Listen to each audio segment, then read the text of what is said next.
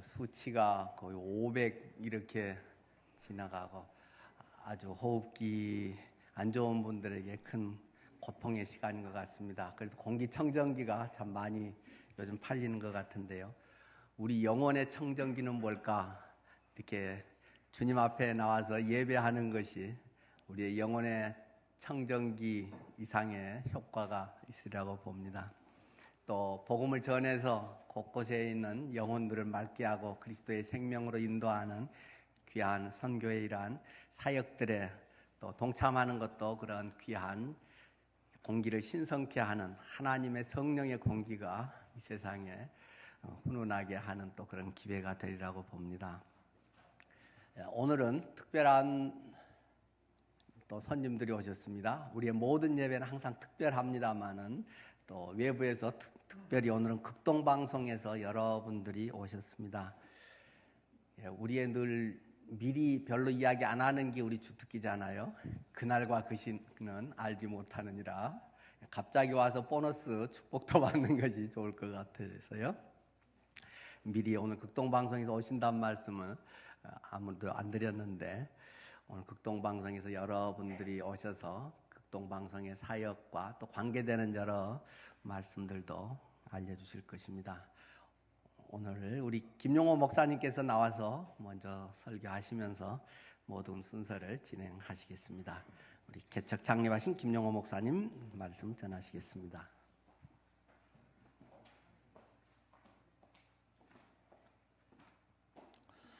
일부 예배 때 보니까 신재호 집사님이 깜짝 놀라면서 웬일이세요 그러더라고요. 아니 제가 교회 온 게 웬일이십니까? 근데 한 달에 이번에 2번 봐요. 저는 되게 좋아요. 여러분도 되게 좋기를 바랍니다. 네. 그 어떤 목사님이 부흥사인데 복음 전도를 하기 위해서 전도 집회하기 위해서 강원도를 갔어요. 그 지역의 중앙교회를 찾아가야 되는데 이 내비게이션을 켜고 갔는데 금방 찾을 수가 없는 거예요. 요즘 여러분 내비게이션 써보시면 알겠지만 못 찾잖아요. 저는 항상 그래요. 내비게이션을 같이 활용해야지 이게 정확히 나갈 수 있는데 내비만 있다가는 정말 랩터버려요. 그게. 그래서 뭐 하다 안 되니까 누구한테 물어봐야 되는데 어떤 할아버지가 지나가니까 저 할아버지 제가 중앙교회를 찾고 있는데요. 못 찾네요. 좀 가르쳐 주자니까 우아래 훑어보더만 참 젊은 사람이 바로 이 앞에 있잖아. 그러니까 진짜 그러네요. 그래서 고맙습니다. 근데 할아버지 오늘 밤부터 제가 사흘 동안요 이 교회에서 복음 전도 집회예요. 뭐냐면 천국을 어떻게 하면 갈 수 있는가를 설명하는 그런 집회거든요. 꼭 오셔서 천국 갈게 안내해 드릴 거니까 꼭 오세요 하니까 이 할아버지가 콧방귀를 팍 끼면서 하는 말이 아이고 앞에 있는 중앙교회도 못 찾으면서 무슨 먼 천국까지 당신이 가르쳐 주냐고 그러더라고요. 자, 우리 가운데서는 앞에 있는 교회는 모를지라도 천국 가는 길은 다 알기를 주의 이름으로 축원합니다. 성경에 보면은 오늘의 본문 말씀이기도 한데요. 디모데후서 4장 2절을 보시면 저를 따라해 주세요. 너는 말씀을 전파하라. 때를 얻든지 못 얻든지 항상 힘쓰라. 예, 우리에게 명령하신 겁니다. 너는 말씀을 전파하라. 이 말씀은 구원의 복음과 진리의 말씀이 되겠습니다. 이것을 전파하는 거예요. 근데 언제든지 때를 얻든지 못 얻든지 항상 힘쓰라 이렇게 말씀을 하고 있어요. 왜 그럴까요? 그 이유가 있어요. 여러분 그 종말이라는 말을 많이 듣겠는데 이 지구의 끝 아니면 인류의 끝. 근데 이 종말이라는 말이 요즘은 우리 마음에 아주 실감이 나요. 몇 주 전부터 곳곳에 지진하고 화산이 폭발해서 많은 사람이 죽고 우리는 안전지대라고 생각하는데 그렇지 않잖아요. 왜냐하면 이 환태평양 쪽에서 계속 지진 나가지고 이게 땅이 꺼지기 시작하면 아시겠지만 축대문 오듯이 우리한테까지 영향이 온다고요. 또 우리나라 같은 경우는 이 지하 10km 정도까지에서도 화산이 지진이 날 수 있는 가능성이 있대요. 아직 안 돼서 그렇지만. 근데 이 종말이라는 개념은 2가지의 개념이 있어요. 한 가지는 개인적인 개념이 있고 의미가 있고 한 가지는 우주적인 의미가 있어요. 그러니까 내가 이 땅에 살다가 죽으면 그것이 종말이고 또 이 지구나 이 지구가 멸망을 하게 되면 그게 종말이에요. 근데 그 또 한 가지 특별한 것은 예수님께서 다시 오시는 재림이 되면 또 그것이 종말이 될 수 있어요. 그러니까 우리에게는 이 세 가지를 생각할 때 다 가까이 있는 걸 알 수 있어요. 우리가 살아있다 하지만 살아있다고 할 수 없잖아요. 그래서 개인적인 종말도 가까이 있어요.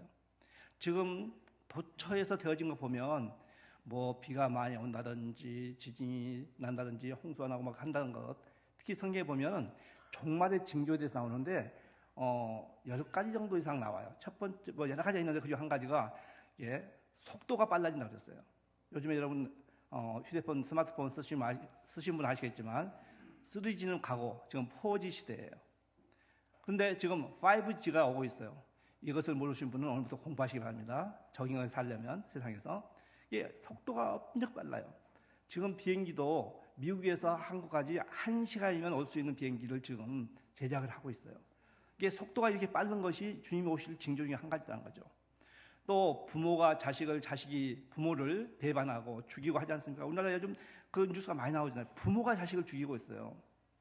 저는 자식이 부모를 죽이는 경우 가끔 있었는데 지금은 부모가 자식을 죽이고 있는 여러 가지 것들이 보면 곳곳 재난이든지 또 사람들이 돈을 너무 사랑한다든지 이것들이 정말에 가까웠어요. 그렇기 때문에 우리는 때를 얻든지 못 얻든지 복음 전파에 힘쓰라는 것이죠. 이 복음이 뭡니까? 이 복음은 우리에게 영원한 생명을 주는 겁니다. 또 이 복음은 우리를 거듭나게 하는 거예요. 하나님의 자녀로 거듭나게 해요. 예수님을 믿으면 되는 것인데 그게 복음인데 예수님께서 내 죄를 위해서 십자가에서 돌아가신 지 사흘 만에 부활하셨어요. 또 그분을 믿음으로 해서 우리는 생명을 얻게 되고 부활의 권능을 얻게 돼요. 그게 우리의 모든 만사가 이 복음으로 해결이 돼요. 많은 크리스찬들이 경험한 바예요. 소위 말하는 임상시험이 다 끝난 거예요.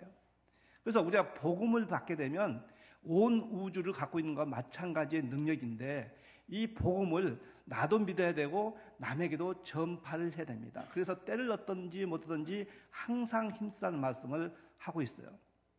그래서 우리가 이 복음을 전할 이유를 몇 가지 생각한다면 첫 번째는 주님이 우리에게 지상 명령으로 이 복음을 전파하라고 하셨기 때문이었습니다. 마가복음 16장 15절을 보시면 너희는 온 천하에 다니며 만인에게 복음을 전파하라.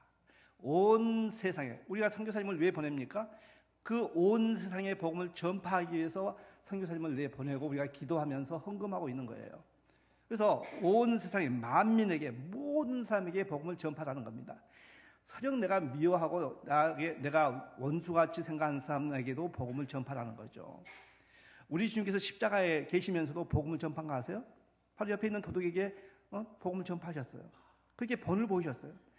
최후의 순간까지도 복음을 전파했습니다. 그런가 하면 두 번째는 주님의 소원이 복음을 전파하는 거예요. 디모데 전서 2장 4절을 보시면 하나님은 모든 사람이 구원을 받으며 진리를 아는 데 이르기를 원하신다 그러셨어요. 모든 사람이 하나도 빠짐없이 그가 어떤 사상을 갖고 있던 어떤 사람이든 상관없이 아무리 죄를 많이 했다 할지라도 모든 사람이 구원을 받으며 진리를 아는 데 원하십니다. 우리는 이 복음으로 구원을 받아야 돼요. 근데 어떤 교회는 그것만 강조하는 교회가 있어요. 어떤 경우는 진리의 말씀만 강조하는 교회가 있어요. 그건 불균형입니다. 우리는 구원의 복음과 진리의 말씀을 함께 전해야 돼요. 마치 자전거가 그 두 바퀴 때문에 잘 나가듯이 그래야 발전해 나갈 수 있는 거 그게 하나님의 뜻이에요. 그래서 우리는 주님을 알아야 돼요. 동시에 우리는 주님을 알려야 돼요. 글자 하나 차이지만 오는 것과 가는 것에 완전 차이가 있어요. 우리는 먼저 주님을 알아야 되고 그 안 주님을 알려야 돼요. 그와 마찬가지로 복음을 받아야 되고 복음을 또 전해야 돼요. 그것이 하나님께서 기뻐하시는 뜻입니다. 그러면 세 번째 뭐냐면 생명을 살리기 위해서 복음을 전해야 돼요. 제가 다른 말씀은 오늘 성경 말씀 많이 찾기 때문에 다 적어갖고 왔지만 이건 여러분에게 개인적으로 적용을 하기 때문에 일부러 함께 읽겠습니다. 요한복음 5장 24절 찾아주세요. 요한복음 5장 24절 말씀입니다.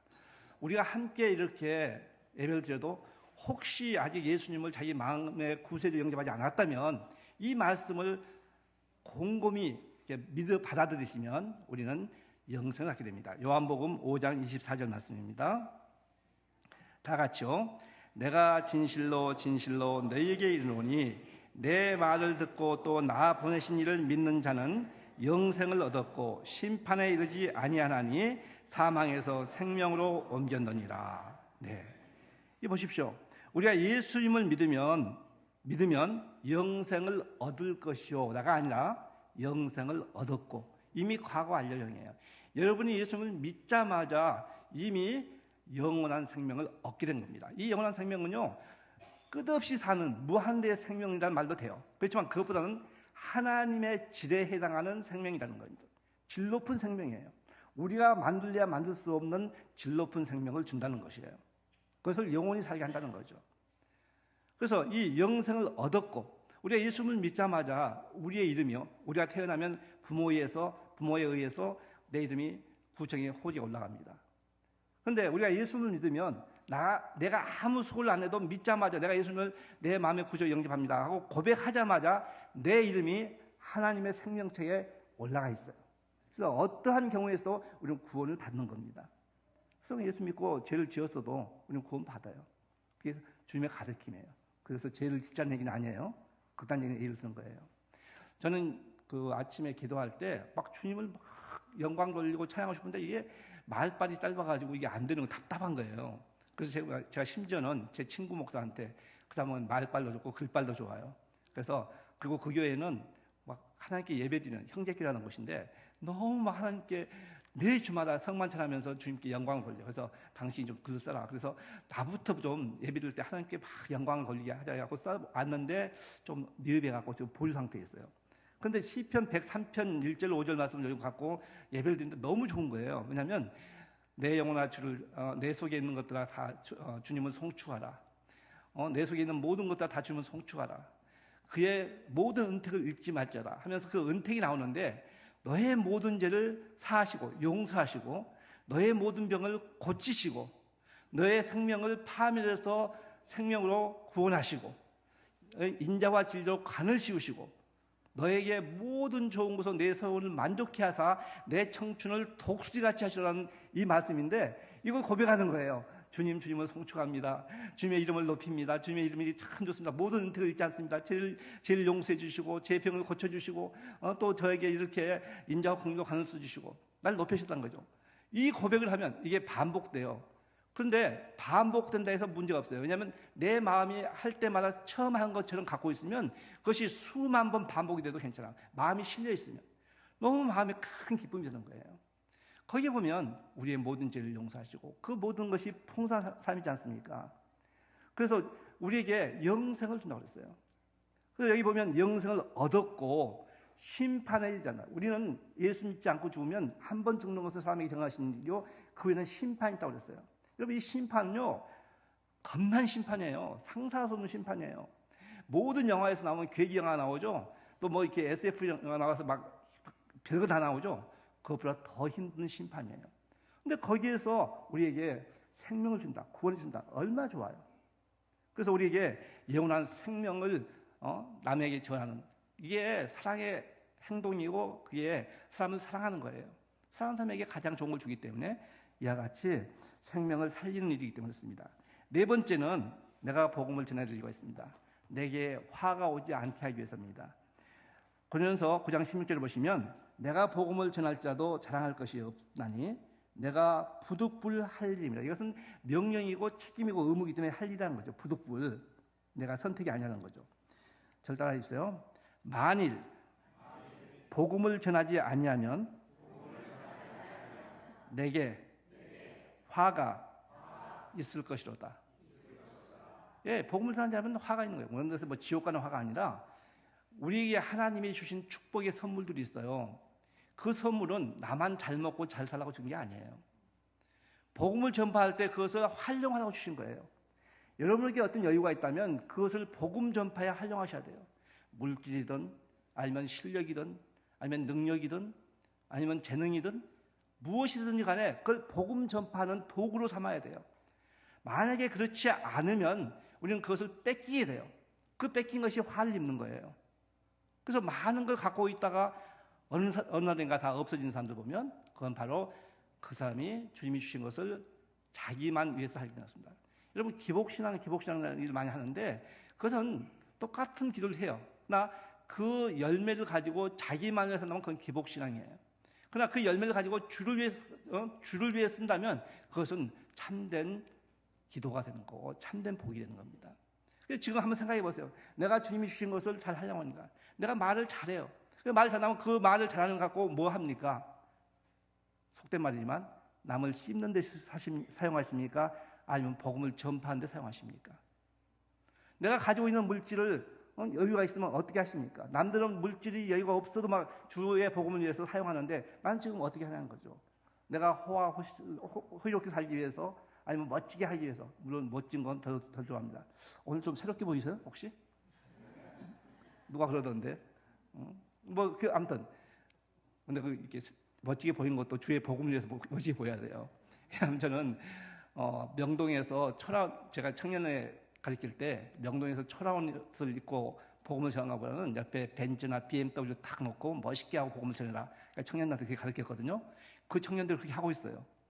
그러니까 왜냐하면 성경대로 인간은 외모를 보기 때문에 하나님이 아니어서 마음의 중심을 안 봐요. 그래서 여러분 필요하면 성형도 할 수 있고 멋지게 보이는데 복음을 위해서. 아무튼 이렇게 우리가 복음을 전하지 않으면 화가 있다는 거죠. 그런가 하면 다섯 번째는 우리에게 풍성한 삶을 살게 하기 때문에 씁니다. 요한복음 10장 10절에 보시면 도둑이 오는 것은 도둑질하고 죽이고 멸망시키려는 것뿐이요 이 세상에 주는 모든 친절은 이룰 수 있다는 거죠. 그러나 내가 온 것은 주님 오신 것은 양으로 우리에게 생명을 얻게 하고 더 풍성히 얻게 하기 위해서 왔다는 거죠. 이 말씀 볼 때마다 저는 시편 23편을 생각하게 돼요. 거기 보면 주님께서 우리에게 쉴만 물가 푸른 초장에 있으면서 그 사망의 음침한 골짜기에서 지켜보아하시고 결국은 우리를 영원토록 행복하게 하지 않습니까? 바로 그거예요. 우리가 예수님을 믿음으로 인해 가지고 삶이 변화돼요. 저는 대학을 다니다가 집이 망했어요. 망해가지고 대학을 다니다가 중퇴를 했어요.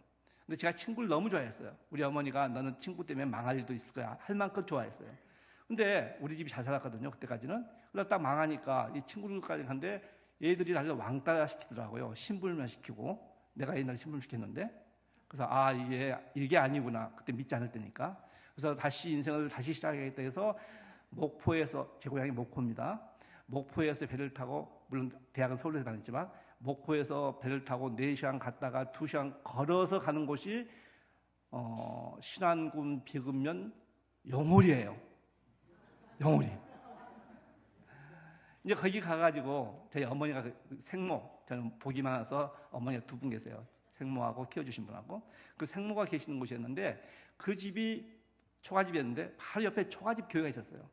거기에 한 전도사 젊은 분이 오셨는데 그분은 나보다 더 한심하게 보이더라고요. 얼마나 먹고 살리었으면 교회에서 전도사냐. 그런데 이게 옆에 살다 보니까 타양에서 오다 보니까 또 친해졌어요. 이 앞에 바다에 가서 고기 잡고 하다 보니까 제가 마음이 약하잖아요. 한 번쯤 교회 나가줘야겠네 하고 한 번 나갔어요. 말 같다는 얘기를 하더라고요. 그런데 다음부터 안 나가 했는데 내가 안 나가면 저 사람이 얼마나 실망할까? 에라 모르겠다. 있는 동안만 나가주자. 꼭 나갈 거니까 해가지고 있는 동안만 나가주자 한 것이 어느 날, 그러니까 1970년 8월 16일 날 중학교 2학년, 지금 청년 때인데 중학교 2학년이 선생님 거듭나셨어 하고 복음을 전했어요. 그래서 제가 예수님을 그대로 그냥 그전에 약간 사연이 있었어요. 목포에서 이렇게 내가 인간이 너무 비겁한 걸 알고 어려움 되니까 하나님 아버지 하고 교회만 다녔는데 기도를 하더라고요. 이거 해결해 주면 제가 무조건 믿을게요 했는데 그 애가 얘기한 대로 그대로 믿었어요. 그래서 거듭났어요. 그때 극동방송이 거기에 방송이 잘 들렸어요. 그러면 이 방송을 듣고 편지를 보내시면 신앙에 도움이 되는 책자를 보내겠습니다. 꽉꽉 보내서 그 공부를 기초를 다 잡았어요. 그러면서 하나님 저도 나중에 방송하면 좋겠습니다 했는데 15년 후에 나도 모르고 있었는데 극동방송에서 홍보 본부장 이게 하면서 본부장님 되게 높은 거예요. 그거 하면서 내가 그 일을 하고 있더라고요. 이 방송을 듣고 계신 분에게 혹시 연락 주신 분에게는 전파에 책을 보내드리겠습니다 하고 내가 이렇게 하고 있더라고요. 그리고 여러분 극동방송 도웁시다 하는 일을 하고 있더라고요.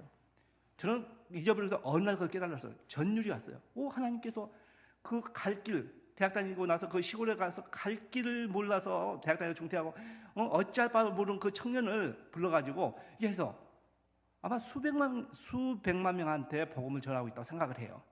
또 수많은 사람에게 책을 갖고 복음을 전파하고 있어요. 한 사람의 이 위력이 얼만큼 놀라운가. 지금 우리는 풍성한 삶을 사는 것에 대해서 얘기를 했어요. 이런 사람이 나만이 아니에요. 아주 많아요. 정말 갈 길을 모르고 이 사회에서 아래급에 있다고 하는 만큼의 사람들이 예수님을 믿고 완전히 바뀌어서 많은 사람에게 큰 영향을 미친 사람이 있어요. 나만 하면 외로우니까 오늘 한 분 온 김에 좀 하라 했어요. 이분들 모시기 힘드니까 여러분 극동으로 들으면 영어 시간에 리고레 목사님 영어 설교 시간에 기가 막히게 통역을 잘 해주신 분이 있어요. 김창수 부장인데 우리는 김창수가 극동에 둘이 있어서 저는 이제 창수 킴 그래요. 이분의 얘기를 5분만 해야 돼. 네, 나오시겠습니다. 우리 김창수 부장님 오시겠습니다.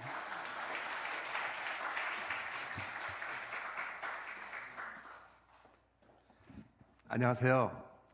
반갑습니다. 극동방송 해외협력부장 김창수입니다. 제가 교회에 다른 목적으로 오늘 사실은 왔는데 하나님께서 인도하시는 방법은 참 여러 가지신 것 같아요. 김용호 이사님께서 저한테 간증을 한번 5분만 했으면 어떠냐, 그 말씀을 듣고 제가 워낙 높으신 분이라 이거 안 한다 소리를 못합니다. 그 시간 이후로 지금까지 스트레스를 제가 얼마나 받았는지 아무튼 말로는 할 수가 없습니다. 또 말주변도 제가 그렇게 많지도 않고 또 제 주제에 여러분 앞에 서서 어떤 말씀을 간증을 한다든지 이럴 만한 사람도 못 되는데 하나님께서 이렇게 우리 김현 목사님을 통해서 이렇게 기회를 주신 걸로 알고 순종하는 마음으로 그저 몇 말씀 드리겠습니다. 김용호 이사님께서는 이렇게 다 좋고 처음에 와서 기분 좋고 마치 본인 집에 오신 것 같아요. 그런데 저는 이렇게 참 아직은 당황스럽습니다. 아무튼 네네네. 염려하지 마세요. 말이 제가 길기지 않기 때문에 저는 저도 자랄 때 이렇게 넉넉하게 자라질 못했습니다. 옥수동 산꼭대기에서 물이 잘 안 나오는 데서 이렇게 자랐는데 아버지가 벼란간에 중풍을 맞아서 이제 어머니가 생계를 이어가게 되고 이렇게 할 판에 초등학교 4학년 때부터 물지개를 치면서 이렇게 자랐습니다.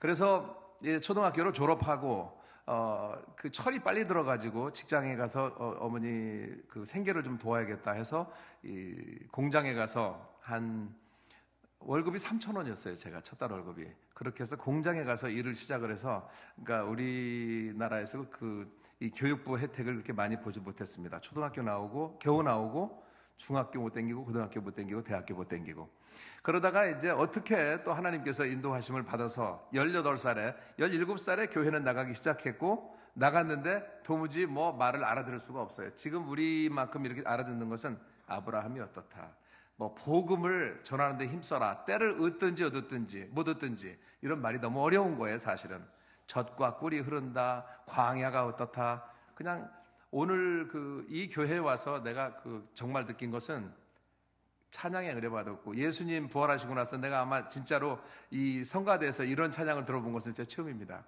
그리고 아까 인사하는 데서 은혜 받았고 그런 것을 저희 교회에서 그 정도는 안 됐지만은 사람 대우를 해주고 악수를 해주고 이렇게 해주더라고요. 그래서 제가 그 교회를 계속 가게 됐고 예수 믿고 참 하나 여러분께 말씀드린다면 변화가 되었다. 달라진 이 삶을 산다는 것을 여러분께 말씀드리는 겁니다.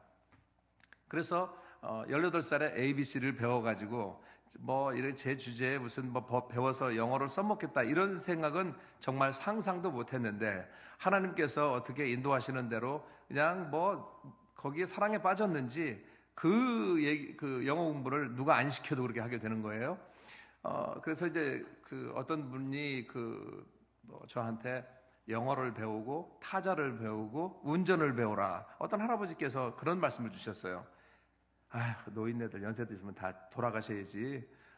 이제 내가 지금 초등학교 다닌다고 그러는데 무슨 영어를 배우냐고. 그냥 바로 이런 지하에 거절을 하고. 그렇게 했다가 18살에 배워서 군대도 제가 자원봉사로 그냥 갔습니다. 내가 중학교, 고등학교를 안 다녔기 때문에 갈 만한 자격도 없는데 지원해가지고 내가 단체 생활을 한번 해봐야겠다. 거기 가서 또 영어가 많이 들었습니다. 미국 사람들 만나가지고. 거기다가 영어 회화 능통 이렇게 썼어요. 제가 특기란에다가. 그랬더니 좋은 부대로 간 거예요. 어쨌든 그 이후로 김장환 목사님도 만나고, 그 이후로 내가 그 가방끈은 길지 않지만은 미국 대학 총장님들, 또 정치인들, 또 더 나아가서는 미국 대통령도 제가 통역을 해봤고, 방송국에 들어와서 인터뷰도 해봤고, 이런 삶을 살고 있습니다. 비교는 제가 하지 않지만 제 삶이 그렇게 다른 사람보다 그렇게 출중하지는 못하지만은 그렇게 변화된 삶을 살고 있다는 말씀을 드리고, 누구든지 다 고난을 겪고 고통을 겪지만은 제가 가지고 사는 이 철학은, 나는 영화 배우로서, 정말 영화 배우는 여러분 보세요. 무슨 태양의 후예들이나 고생하는 사람도 있잖아요. 시궁창에서 주연 배우가 구르는 사람도 있고, 맞는 사람도 있고, 피나는 사람도 있고. 그러나 그것을 서로 맡겠다고 하는 이유는 거기에 명예가 있고 돈이 있고 따라오는 게 있기 때문에 그렇습니다. 그래서 저는 왜 어려운 일이 없겠어요. 그럼에도 불구하고 하나님께서 저에게 이러한 배역을 주셨다고 생각하고 기쁜 마음으로 섬기고 있으면서, 이 방송국에서 제가 가식 없이 정말로 너무나 정말 황송한 마음으로 이 방송 복음 전파에 저도 그 일익을 담당하고 있습니다. 저는 끝이 아닙니다. 이것이 하나님께서 분명히 저는 제 인생에 너는 여기까지만 해라, 이런 생각은 한 번도 없고, 제가 은퇴가 정식으로 한 이제 4년 얼마 남았는데, 우리 교회에 가서 제가 은퇴를 하면은 피아니스트가 되고자 하는 이 꿈을 가지고, 피아노도 지금 배운 지가 몇 년 됐습니다. 느려요. 이게 잘 못 배워요. 그래도 하나님께서 그런 주시는 지혜와 용기와 이 담대함은 정말 이루 말할 수가 없습니다. 한 말씀만 드리면, 제가 극동방송을 어떻게 들어왔는가 하면은 김장환 목사님한테 부탁해서 들어왔어요. 목사님, 저 유학 한번 보내주세요. 보내주셨어요. 되네. 유학하다가 미국에서 목사님 만났어요. 목사님, 저 한국에 가면 저 직장이 하나 필요합니다. 저 직장 하나 주십시오. 극동방송 일하게 해주세요. 그냥 들어와 버렸어요. 지금 들어오기 힘듭니다. 저 같은 사람은 거의 없습니다. 15명, 우리 인사 담당하는 직원이 또 여기 와 있는데요. 15명 뽑는데 850명이 지원을 합니다. 바늘귀 같아요. 바늘구멍 통과하는 것 같아요. 그런 하나님께 감사드리면서, 여러분도 하나님의 저보다는 훨씬 더 큰 축복을 누리는 여러분이 되시기를 간절히 기도하겠습니다. 감사합니다.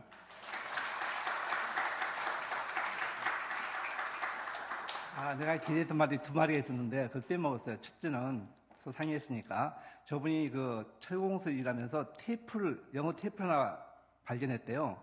그걸 마르고 닳도록 들어가고 영어가 시작됐고, 지금은 미국의 유명한 대학에 석사죠.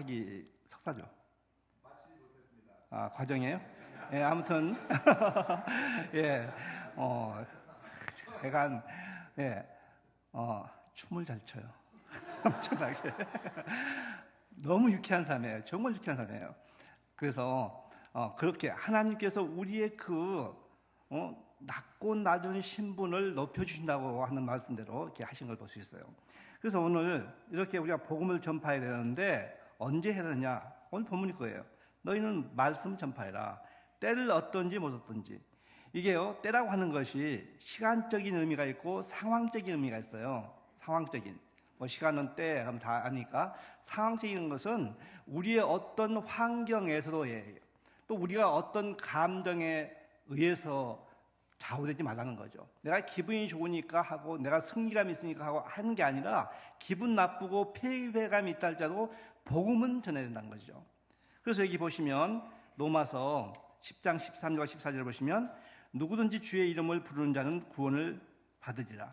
그런즉 그들이 믿지 아니하는 일을 어찌 부르리요? 듣지도 못한 일을 어찌 믿으리요? 다 같이 잘 따라해 주세요. 전파하는 자가 없이 어찌 들으리요? 전파하는 사람이 없는데 어떻게 듣습니까? 바로 이것이 우리가 복음을 전파하는 사람이라는 것을 의미하고 있습니다. 그리고 이게 항상 힘쓰라는 얘기는 끈질기게 하라는 거예요. 기분 나을 때만 하는 게 아니라 끈질기게 하라는 거예요. 우리 주님께서 우리를 위해서 돌아가셨는 그 은혜를 생각하면서 나와 똑같은 이 복을 받기 위해서 이웃에게 복음을 전파하는 겁니다. 끈질게 하는 겁니다. 근데 방법이, 복음을 전파하는 방법이 아주 많이 있어요. 그 중에 한 가지가 방송으로 복음을 전파하는 겁니다. 제가 오늘 준비한 말씀이 긴데 이 순서가 복잡해요.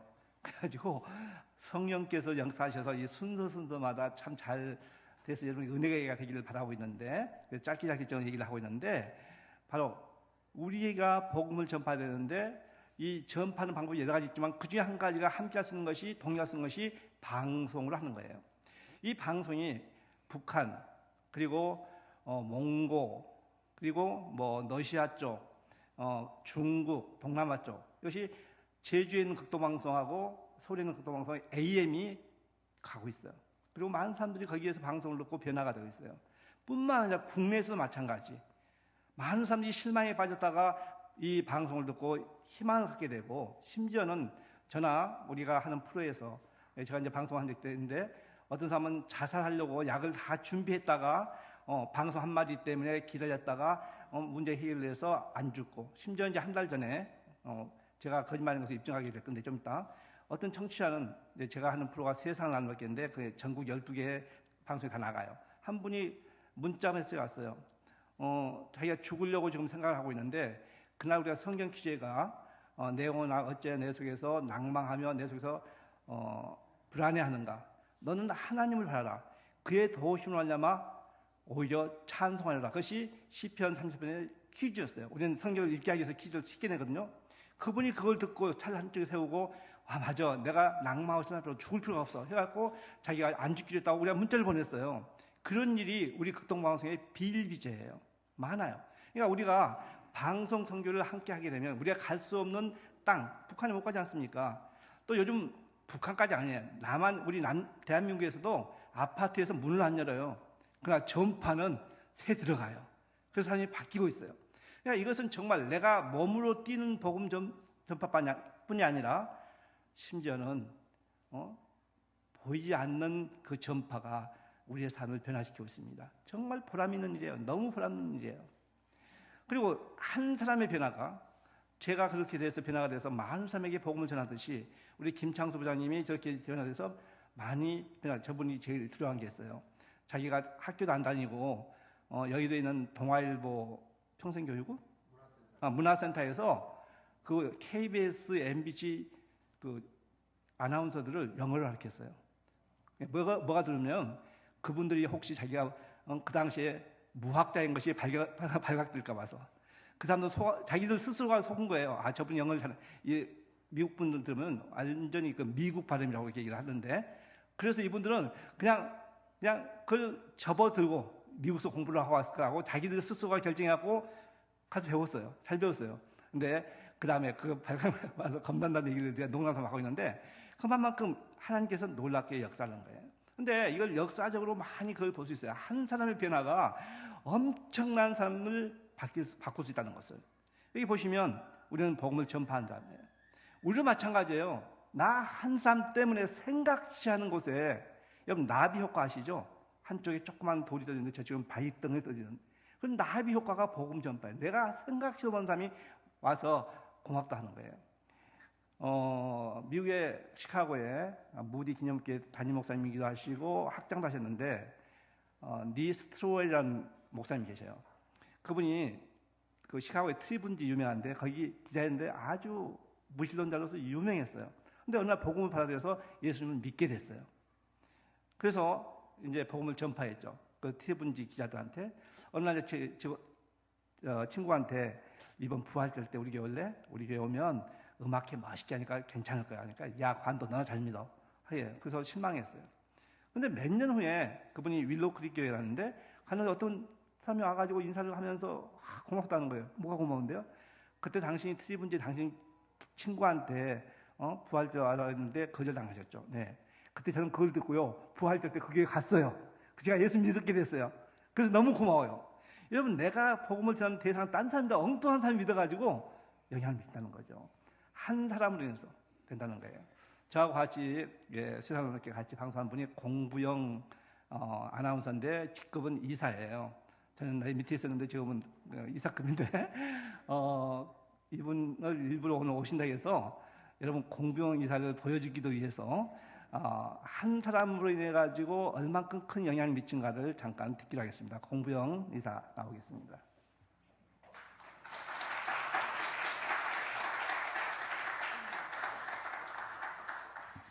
반갑습니다. 공부영입니다. 그냥 음성으로만 알려줬으면 하는 게 저의 소원이기도 합니다. 만나고 나면은 음성보다 훨씬 사람이 늙어 있다고 그러죠. 연식이 좀 오래됐습니다. 김영호 이사님하고는 나침반사 대표로 젊었을 때, 저는 공부영 아나운서로 어렸을 때 그렇게 만났었습니다. 오랜 친구로 지금 또 정말 같이 프로그램을 진행하고 있는데, 김영우 이사님을 옆에서 보면서 늘 생각하는 게 참 찬스 포착의 명수구나. 오늘 제가 이제 김효연 목사님께 전화를 드렸어요. 극동방송이 창사 60주년이에요, 올해. 물론 우리 극동방송을 통해서 매주일 140편의 설교가 나가요. 140명의 교회 목사님들이 나오니까 우리가 일주일이면 140분을 연결을 짓고요. 그 외에 인터뷰 뭐 이런 걸 다 합치다 보면은 일주일에 적어도 한 200여 분이 늘 저희랑 움직입니다. 그런데 서울 수도권에 얼마나 많은 교회가 있어요. 이분들 외에도 한 번도 극동방송하고 연결이 되지 않는 교회들도 참 많아요. 그래서 창사 60주년을 맞아서 극동방송에서 이렇게 연결되지 않는 우리랑 니는 극동방송이니 나는 교회다 뭐 이러고 이게 아니라 한 번쯤이라도 한번 서로 연결고리를 찾아서 이렇게 한번 방문해 보자 하는 게 저희 극동방송의 취지라고 그럴까. 60주년을 맞으면서 제가 김효연 목사님께 연락을 드렸습니다. 한번 교회를 가서 같이 예배를 드리고 그리고 우리 극동방송이 창사 60주년을 맞는 얘기도 좀 하겠습니다. 대환영입니다 하고 연락을 받았어요. 저는 오늘 김효연 목사님이 설교를 들을 줄 알았는데 김영호 이사님이 내가 장님 목사거든 하시면서 설교를 하신다고 그러시고, 그걸 이용해서 난 또 설교에 이렇게 버라이어티하게 간증하는 사람이 나오고 또 제가 나와서 또 한 가지 또 소개해야 된대요. 정말 찬스 포착의 명수지만 버라이어티의 원조입니다. 네. 오늘 저는 이 시간 여러분들 앞에 우리가 기독교 역사 속에 보면은 많은 작품들을 보죠.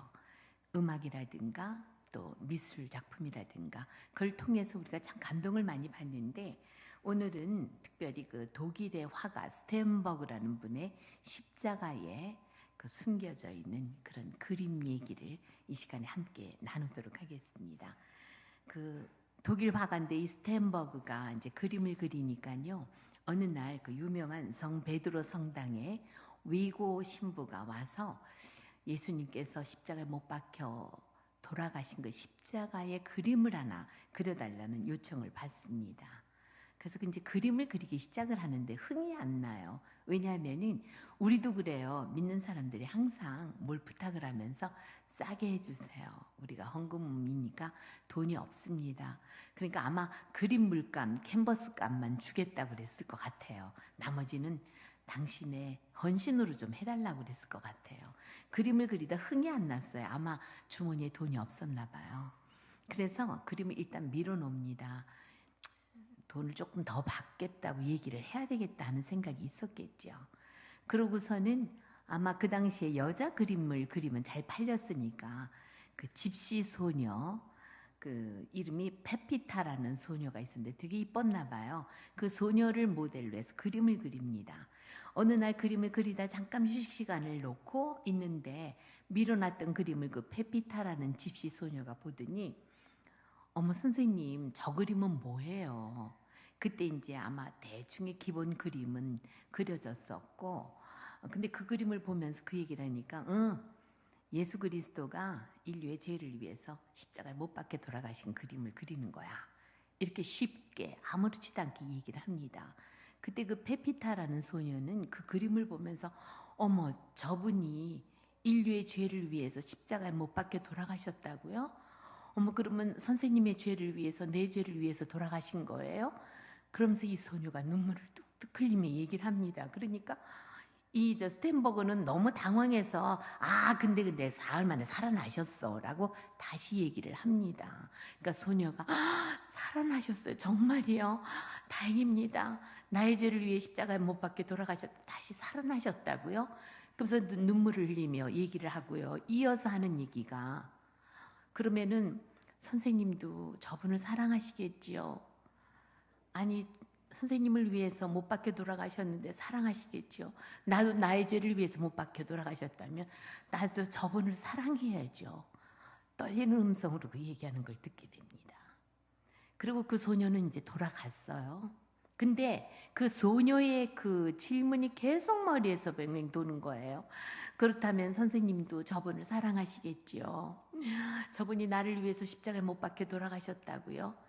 이런 얘기가 머릿속에 가득 차면서 도무지 일을 할 수가 없었던 거예요. 그래서 다시 그 그림을 끌어다 놓습니다. 그리고 그 그림 앞에 무릎을 꿇습니다.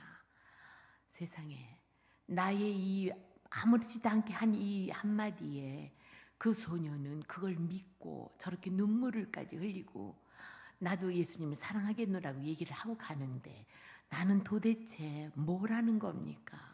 그때 예수님의 음성이 들립니다. 너는 내가 너를 위해서 이렇게 십자가에 못 박혀 피를 흘리고 죽었는데 이 그림과 풍정으로 이걸 완성을 안 하느냐. 그런 그 예수님의 책망에 이제 그림을 영감을 얻어서 정말 영감 어린 그림을 그리게 되죠. 그 그림을 그리고 그거는 아마 이제 그 성당에 걸렸겠는데 얼마 시간이 지난 후에 그 그림이 어떤 그 화랑의 갤러리에 걸리게 됩니다. 그리고 전시회에 그 그림이 나오게 됐는데 그 진젠도로프라고 하는 유명한 백작이 있었어요. 돈 많고 권력 있고 그들이 죄를 우리는 뭐 대충 알죠. 돈 많고 권력 있는 사람들이 항상 교만하고 오만하고 없는 사람 무시하게 되고 뭐 복잡한 그런 사람이었겠죠. 어느 날 그림을 사려고 그 당시에 있는 사람들은 그 그림을 사다가 또 팔고 이러면서 돈벌이에도 사용을 하고 있었는데 그 그림 앞에 딱 온 순간 그만 심장이 멎는 충격을 받습니다. 예수님께서 십자가에 못 박혀 여기 이제 손바닥에 못이 박혀 있고 또 발에도 그렇고 옆구리 창에 찔린 자국에서 피가 뚝뚝 떨어지는 걸 보게 돼요. 실제적으로 이 진젠도르프 백작은 그 그림을 보면서 십자가에서 돌아가신 그 예수님의 이 옆구리에서 피가 뚝뚝 떨어지는 걸 보게 되고 너무 놀랍고 큰 충격에 그 그림 앞에 무릎을 꿇습니다. 나는 지금까지 나를 위해서 살아왔지만 예수님께서는 나를 위해 저렇게 십자가에 못 박혀 돌아가셨군요. 나의 죄를 용서해 주시옵소서 회개합니다 하고 또 눈물을 툭툭 흘리며 회개를 하게 되죠. 근데 그 진젠도로프의 그 회개를 통해서 이 사람이 자기 재산을 정리해가지고 선교단체에 기부하기 시작을 합니다.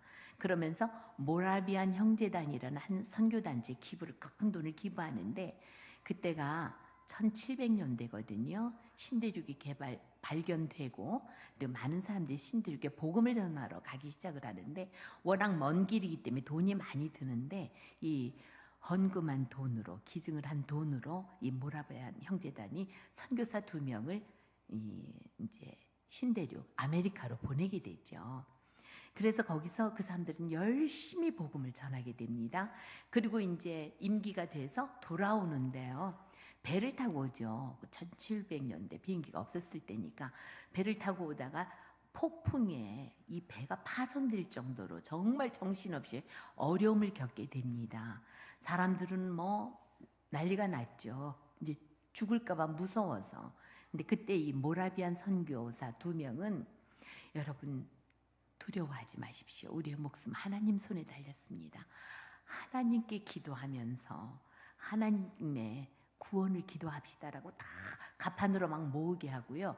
2사람이 그 정신없는 뱃속에서 비를 맞으면서 무릎을 꿇고 기도하고 찬송을 드리게 됩니다.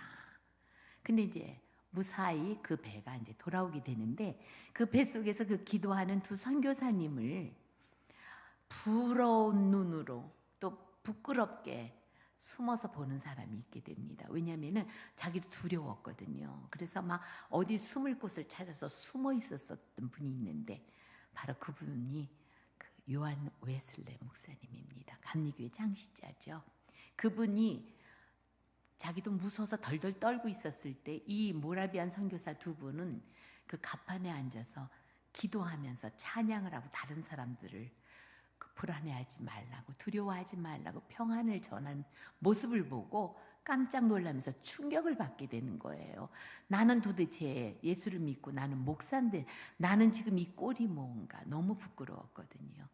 그러면서 이 요한 웨슬레 목사님이 또 한 번 그분들의 그 신앙 앞에 도전을 받게 되고 변화가 되지요. 그리고 돌아와서는 그 다음에 영국의 부흥운동, 영국의 죄를 회개하고 하나님께 돌아오라고 전 영국을 정말 변화시키는 그런 역할을 요한 웨슬레 목사님이 하게 됩니다. 지금 조금 전에 한 사람의 변화에 대한 말씀을 잠깐 했는데요. 그 집시 소녀, 페피체 소녀의 정말 예수님이 나를 위해서 돌아가셨어요? 라는 그 질문에 그야말로 화가 스텐버그가 변화되고 놀라운 그림을 통해서 진젠도르프 백작이 변화되고 그 사람의 헌신을 통해 또 모라비안 형제단 선교단이 또 활동을 할 수 있게 됐고 그 활동을 통해서 요한 웨슬레 목사님이 또 변화를 해서 전 영국을 변화시키는 그런 놀라운 역사가 있었습니다. 제 얘기는 여기까지입니다. 감사합니다.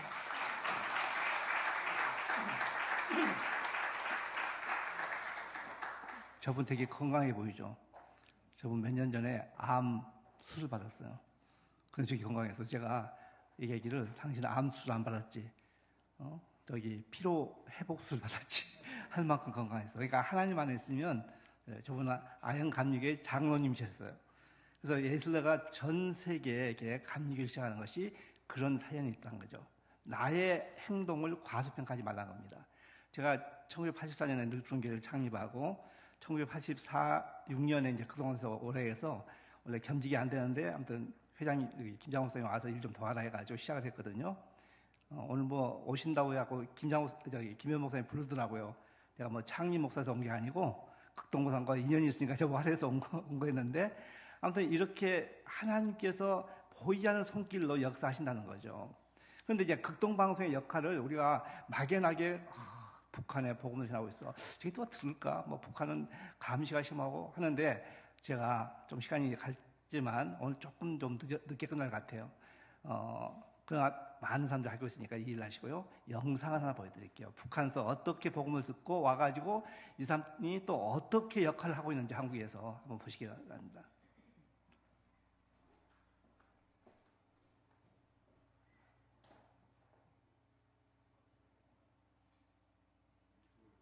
또 그걸 알았어요? 몰래 보는 거, 몰래 듣는 거? 네, 당연히 저희는 가족끼리 이렇게 잘 통해가지고요. 아침마다 이렇게 한 이불 속에 얹지만 이렇게 머리 넣고 들어가서 아빠가 복음 방송 끝나는 시간을 기다렸다가 저희는 솔직히 목사님들이 막 설교하시는 게 닿지 않았어요. 닿지 않았어요. 그래서 아빠가 이렇게 복음 방송 뭐 시간이 끝나면 저희는 다른 채널 돌려서 막 힙합, 랩 막 이런 노래들 있잖아요. 막 그런 것도 그랬댔어요. 솔직히. 그런데 주경배 집사님은 처음에 어떻게 대북 방송을 듣게 되셨어요? 우연한 계기 또다지 않게 저 친구가 그 약전한다고 북한에서는 말하는데 라디오 이런 부품이라든가 TV 이런 부품을 수리하는 이런 걸 배웠습니다. 약전하는 사람들은 좀 먹고 산다 이런 게 있었는데 이 라디오 수리할 때 북한은 다 고정시키는데 그 채널을 딱 중앙방송 하나, 중앙라디오도 잘 못 듣게 합니다. 국내 유일한 유선방송으로 3방송이라 유선방송으로 다 듣게 하죠. 라디오를 허용하고. 근데 이 친구가 라디오를 수리하다가 그 라디오를 돌리다가 탁 나오는 거 들으니까 이상한 방송이 쫙 들리는 겁니다. 채널은 모르겠습니다. 어릴 때인데 한 15, 16 그때쯤인데 한국말인데 이렇게 정말 북한식으로 말하면 간사하다 하고 이렇게 이런 정말 살랑살랑 귀에 들어가는 이런 속삭임 같은 소리가 나오고 근데 그 그때 좀 한참 들었습니다. 친구는 날 말리지 않고 그 아랫방에 홀 내려가더라고요. 문 닫고. 그게 좀 들었는데 그때 시기는 좀 북한에 대해서 좀 욕하는 이런 좀 그런 욕하는 게 많이 섞인 방송이더라고요. 그게 좀 두려운 감, 좀 이상한 감 들면서도 네. 반갑고 호기심이 확 가고 아 우리말로 하는 이런 다른 방송이 있구나 하는 걸 네. 그때 처음 느끼고 있었다가 그 다음부터 크면서 남의 집에 그 북한의 그 라디오 녹음기 카세트식 녹음기 중국에서 나온 그거만 있으면 그거 있는 집은 다 딱 라디오 듣는 것처럼 보이더라고요. 네. 근데 다 채널이 고정되어 있는데 그 한 친구는 그거 고정 아예 하고 있더라고요. 그 당 비서하는 친구인데 그다음부터 그 라디오를 그냥 노리고 있다가 한번 어떻게 송이버섯을 많이 캐가지고 돈이 좀 생기게 됐습니다.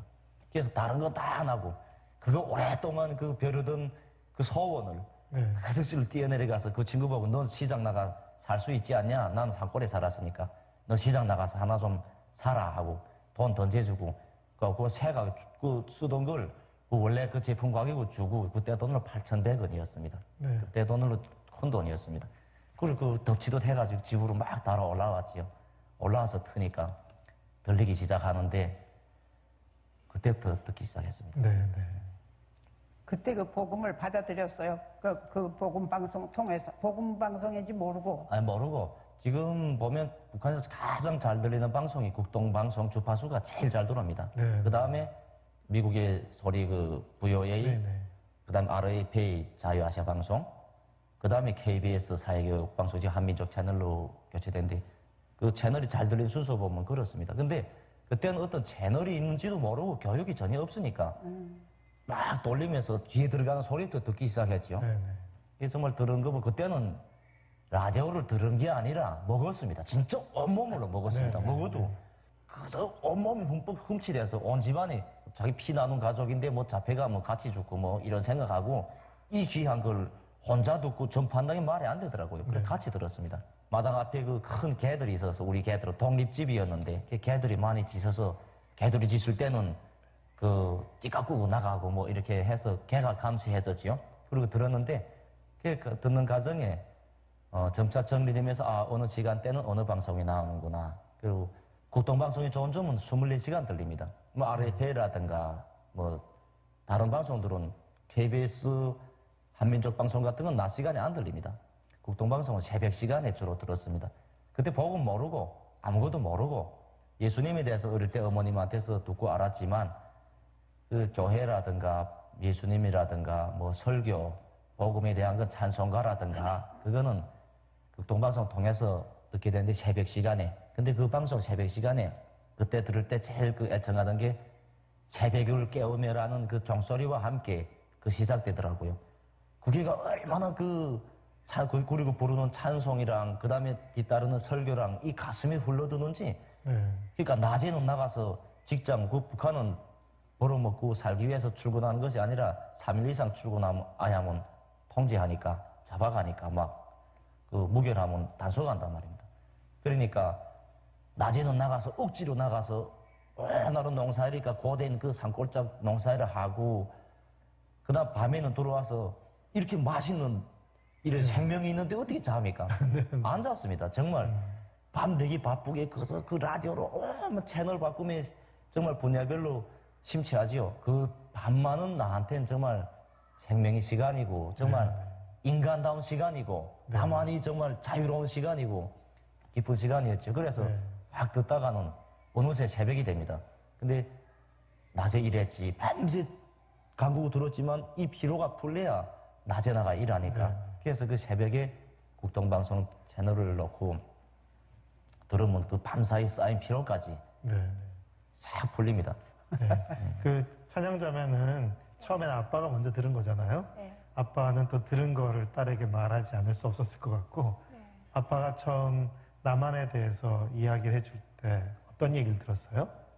하루는 아침에 이렇게 밥상 차리고 식사를 차리는데 아빠가 이렇게 식상에 앉으셔가지고 저희 동생, 여동생 또 있어요. 운혜라고. 네.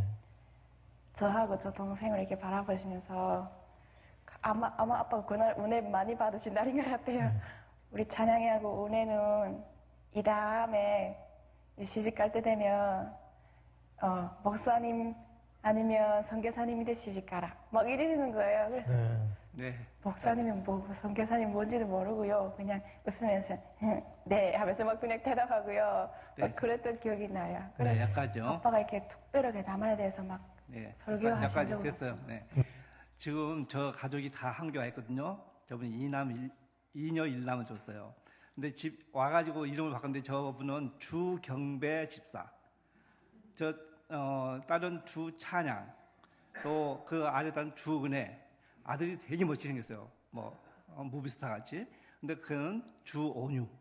이렇게 다 이름을 개명해가지고 하는데 저분이 20-30년 동안 숨어서 그동안 듣다가 탈북을 해가지고 지금 저분이 그동안 새벽 4시인가 5시에 복음의 메아리 시간에 저분이 진행을 해요. 지금 몇 년째 하고 있고 또 주찬양이는 채널A에 이제 만나러 갑니다에 계속 메인에 나오죠.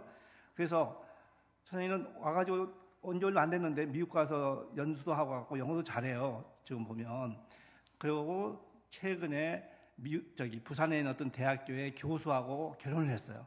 그 집이 너무 주님에게 감사하고 있고, 여러분 그 이만갑을 보면 탈북한 사람들이 중국에서 머물 때 극동방송을 듣고 자기들이 마음의 위안을 갖고 힘을 갖고 담대했다는 얘기를 많이 해요.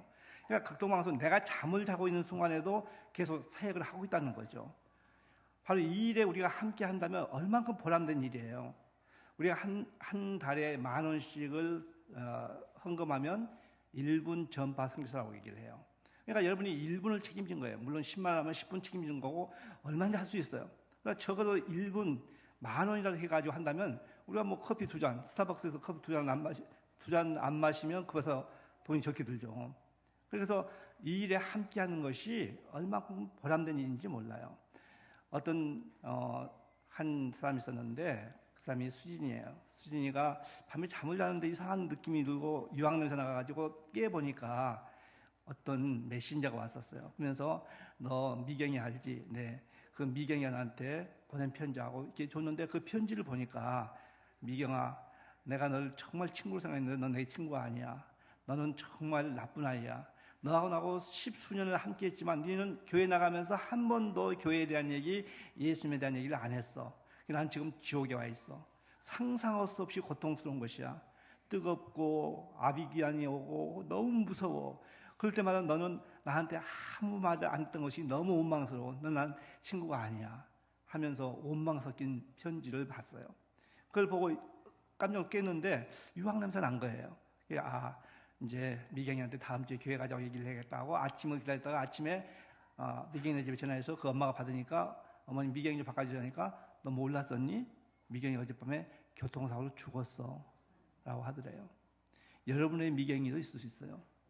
여러분이 복음을 전파할 사람들의 리스트, 신들의 리스트가 좀 만들어서 위해서 기도하면 참 좋겠어요. 그래서 여러분이 여기에 참여할 수 있게 하기 위해서 오늘 극동방송에서 왔는데 우리 박훈민 계장이 잠깐 먼저 영상부터 할까요? 네, 영상을 좀 틀어주실래요? 극동서 갖고 온 거. 예배가 조금 늦어질 것 같은데 늦어서 급한 분은 가셔도 용서해 드릴게요.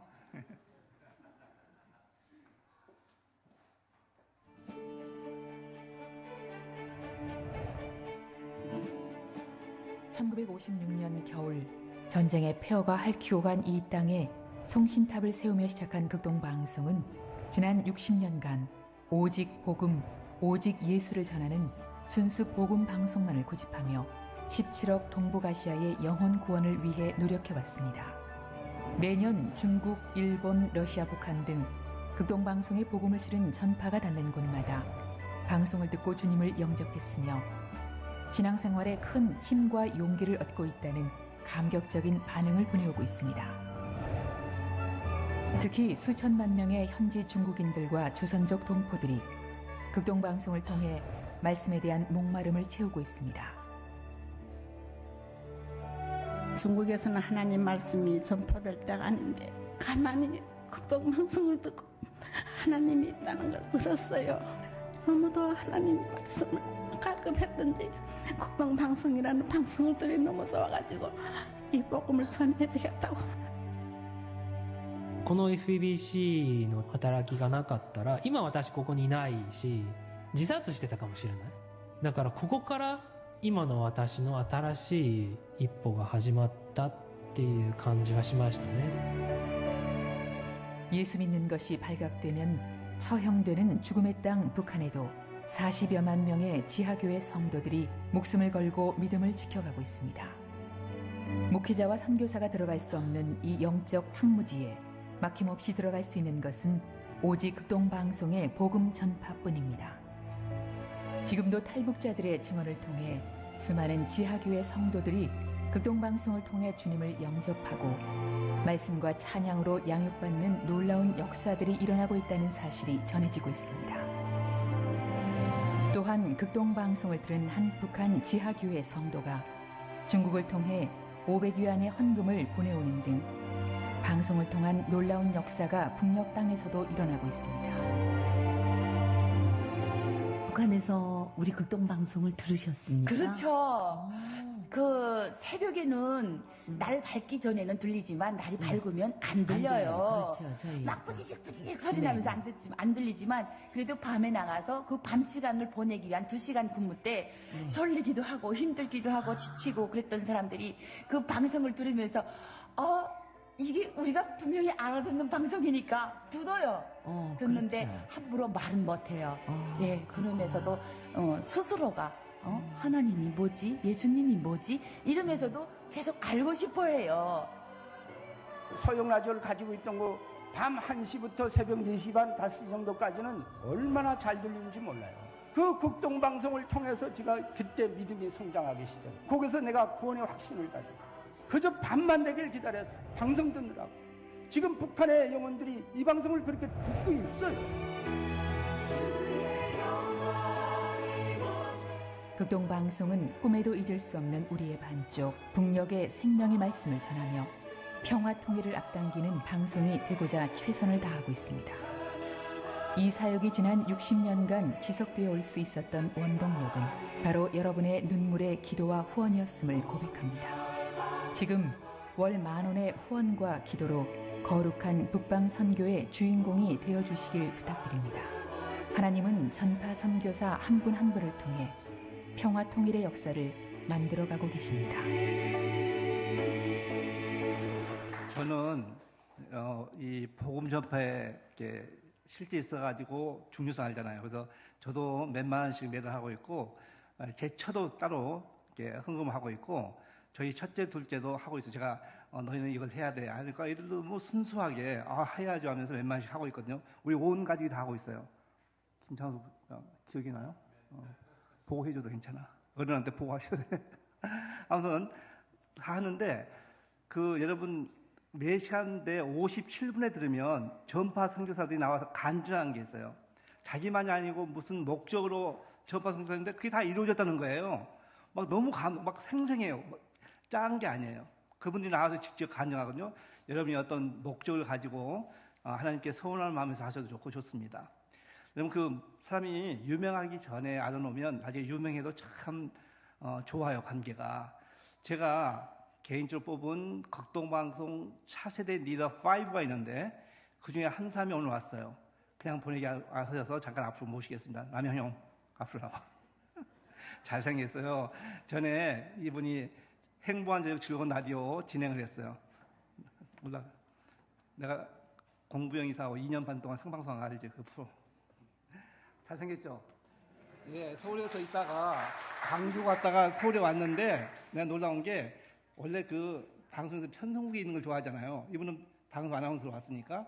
그런데 총무국에서 너 일 잘하니까 와서 해라도 기꺼이 가서 그 부서에서 일을 하고 있어요. 4세 지사장 되고 뭐 사장도 될지 모르겠는데 내가 그냥 보내기 뭐하니까 오늘 늘 푸른 게 와가지고 느낀 점 얘기해봐요.